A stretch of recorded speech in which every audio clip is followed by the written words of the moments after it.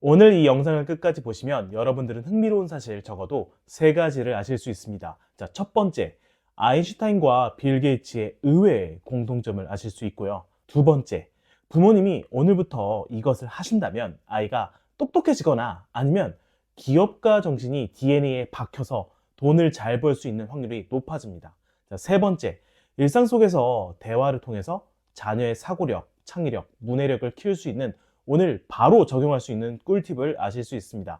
재밌게 봐주세요.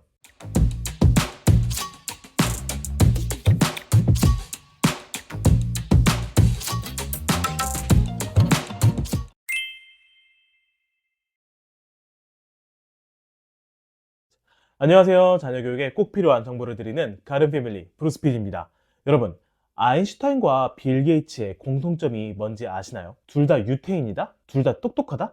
바로 어린 시절에 집요할 정도로 호기심이 강했던 아이였다는 사실입니다. 아인슈타인은 자기 스스로 나는 특별한 재능이 없다. 열렬한 호기심이 있을 뿐이다 라고 이야기를 했고요. 빌 게이츠의 경우 빌 게이츠 아버지가 말하기를 책을 너무 광적으로 읽어대서 밥 먹을 때는 책을 읽으면 안 된다는 엄포까지 놓을 정도로 특히 백과사전을 그렇게 읽었다고 하는데 다방면에 호기심이 왕성했다고 하더라고요. 학문적으로 정점을 찍은 사람 그리고 사업적으로 정점을 찍은 사람 모두 어렸을 때 호기심이 왕성했다는 공통점이 있다는 것입니다. 제가 예전 영상 돈도 백도 없는 부모가 어린 자녀에게 해줄 수 있는 유일한 것 이런 콘텐츠에서 호기심의 중요성에 대해서 한번 말씀드리고 호기심을 키우는 방법에 대해서 아주 간략하게 말씀드린 적이 있는데요. 아이들의 호기심이 중요한 건 다 알고 있으시겠지만 문제는 그래서 일상생활 속에서 어떻게 키워줘야 되는지 조금 더 구체적인 방법이 궁금하신 거잖아요. 자, 이 질문에 대해서 아주 명쾌하게 꿀팁 솔루션을 주는 책 한 권을 소개해 드리려고 합니다. 자, 바로 생각법이 달라지는 스탠퍼드 교육법이라는 책인데요. 스탠퍼드 온라인 하이스쿨 교장이자 세계적인 교육 컨설턴트 호시 도모히로가 집필한 책입니다. 오늘 영상에서 이 책에 소개된 내용 중에 아이들의 호기심과 이해력을 어떻게 부모가 키워줄 수 있는지에 대한 내용을 소개해 드리려고 합니다. 여러분, 호기심에도 종류가 있다는 것 알고 계셨나요? 자, 연구 결과에 의하면 총 5가지의 호기심 유형이 있는데요. 첫 번째, 모르는 것에 민감한 마음입니다. 두 번째, 탐구를 즐기는 마음. 자, 세 번째, 사람을 알고 싶은 마음. 자, 네 번째, 미지의 스트레스를 견디는 마음. 네, 다섯 번째, 스릴을 추구하는 마음이래요. 흥미로운 점은 이 5가지 유형의 호기심이 우리 모두 다 있는데 사람마다 어느 부분은 강하고 어느 부분은 약하잖아요. 그래서 이 5가지 유형의 호기심이 개개인별로 성향별로 다르게 분포하는데 분포한 정도에 따라서 이제 호기심 사고 유형이 또 4가지로 나뉜다고 합니다. 자, 여러분 지금부터 여러분들이 어느 유형에 속하는지 한번 체크해 보세요.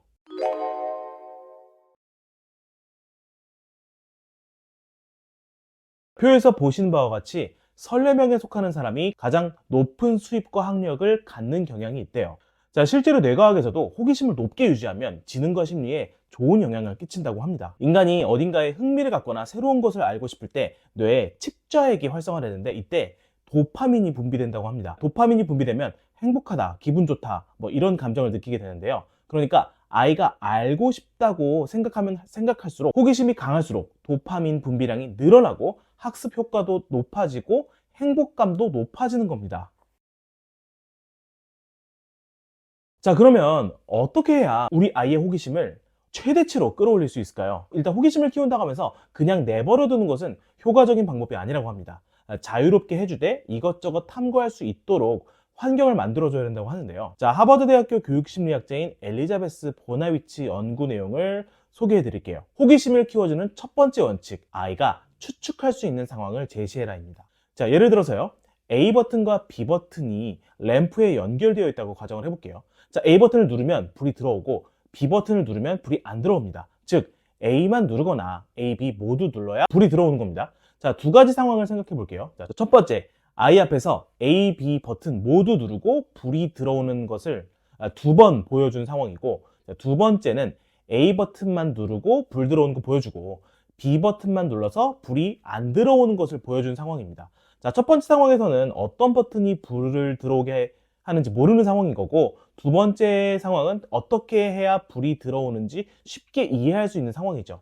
실제로 이렇게 똑같은 상황을 연출하면 아이들은 두 번째 상황을 더 흥미롭게 생각한다고 합니다.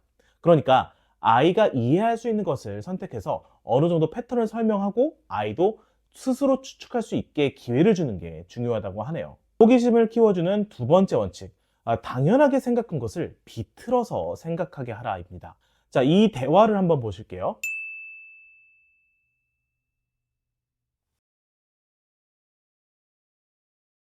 자, 윤년이라고 해서 태양 주위를 도는 지구의 속도가 느려지는 게 아니잖아요. 지구가 태양을 도는 게 실제로 365일보다 조금 더 시간이 길게 걸려서 4년에 한 번씩 윤년 형태로 조정하는 것인데, 자, 위 대화에서는 부모가 이런 원리를 아이에게 직접 설명을 안 해요. 그럼 이건 어떨까? 라고 질문을 하면서 살짝 비틀어 보는 거죠. 자, 이렇게 지금 아이가 이해하고 있는 지식에 의문을 제시하는 형태로 호기심을 자극할 수 있다고 합니다. 그리고 어쩌면 아이의 호기심 그 자체보다 중요한 부분이라고 생각을 하는데요. 바로 아이에게 성장형 사고방식을 심어주는 것입니다. 사실 백날 마음속으로 호기심을 갖는 아이라 할지라도 내면 깊은 마음속에 탐구하다 틀리면 어떡하지? 그냥 처음부터 정답을 물어보는 게 맞지 않나? 뭐 이렇게 생각할 수도 있잖아요. 여기서 필요한 게 성장형 사고방식입니다. 내 지성과 능력이 내가 노력하면 크게 성장할 수 있다는 마음가짐인데요. 자, 이런 영상을 봤을 때도 그래요. 결국 유전이야. 될 놈만 돼. 이런 생각은 성장형 사고방식과 정반대되는 부정적인 사고방식인 거고요. 그래서 책 저자가 이야기를 합니다. 부모의 마음가짐부터 먼저 바꿔야 된다고요. 실패나 실수를 기회로 바꾸고 거기에서 교훈을 얻는 마인드셋이 있어야 된다고요. 그런데 실제로 흥미로운 점은요, 우리가 무엇을 틀리거나 실수했을 때 뇌 안에서 도파민이 분비된다고 합니다. 자, 신경회로 업데이트가 쉬워진대요. 그리고 똑같은 실수를 하지 않으려고 뇌가 활성화된대요. 그러니까 아이가 실수를 했을 때 우리가 더 따뜻하게 반응을 해줘야겠죠. 여기서 더 중요한 점은요, 이런 뇌과학을 배우는 행위 자체가 우리의 뇌와 능력에 긍정적인 영향을 준다고 합니다. 이번에는 우리 아이의 이해력을 높여주는 방법에 대해 소개해 드릴게요. 이해력, 문해력, 독해력, 학부모님들이 정말 키워주고 싶어하는 역량 아닌가요? 제가 작년에 현직 국어 선생님이랑 인터뷰를 진행한 적이 있는데요. 이분이 최상위권에 해당하는 아이들의 공통적인 특징을 말씀하시던 중에 아주 흥미로운 점을 말씀해 주셨는데요. 잠깐 그 인터뷰 영상 보시죠.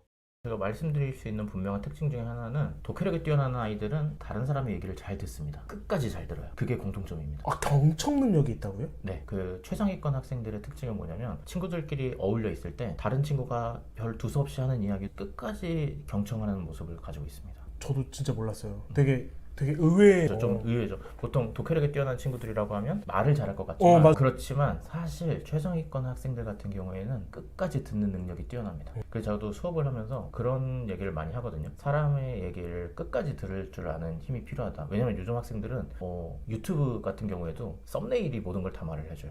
썸네일에서 자기가 궁금한 내용이 있으면 뒤로 감기 그냥 해서 중요한 내용을 보고 드래그해서 끝내죠. 그게 반복이 되다 보니까 길게 얘기하는 걸 좋아하지 않아요. 그래서 선생님이 얘기를 할 때도 핵심적인 내용만 요약을 했으면 좋겠다, 이런 식의 평가가 이제 올라오기도 하거든요. 너무 설명이 장황하다든지 뭐 이런 내용들이 많이 올라와요. 그런데 그런 최상위권 학생들 같은 경우에는 그 집중력이 굉장히 대단합니다.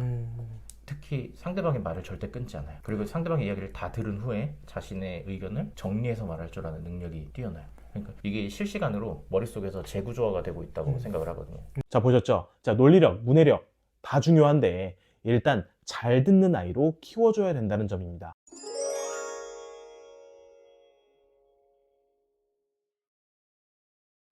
자, 그래서 적극적 경청 능력을 키워줄 수 있는 4가지 행동을 소개해 드릴게요. 첫 번째, 아이가 이야기한 내용을 되풀이한다.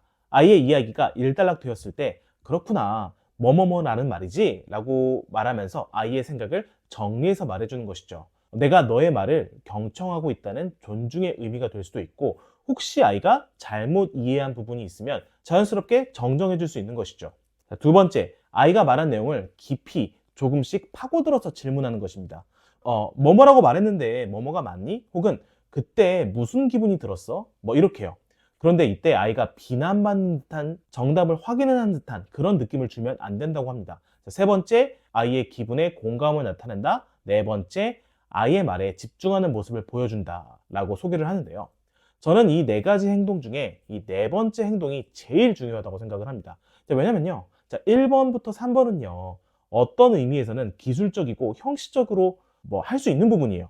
영혼 없는 공감, 뭐 형식적인 이야기 되풀이. 저도 사실 이렇게 할 때가 습관적으로 있는데 이럴 때마다 다시 마음을 다잡으려고 합니다. 진심으로 집중해서 들어주는 것. 사실 부모가 집중해서 우리 아이 말을 경청해주지 않으면 우리 아이들은 어디서 이야기를 마음껏 할 수 있을까요? 1번, 3번도 중요하겠지만 진심으로 집중해주고 눈을 쳐다보고 경청해주는 것. 이것이 더 중요하지 않을까 싶네요. 생각법이 달라지는 스탠퍼드 교육법. 이 책은 총 7장으로 구성이 되어 있어요.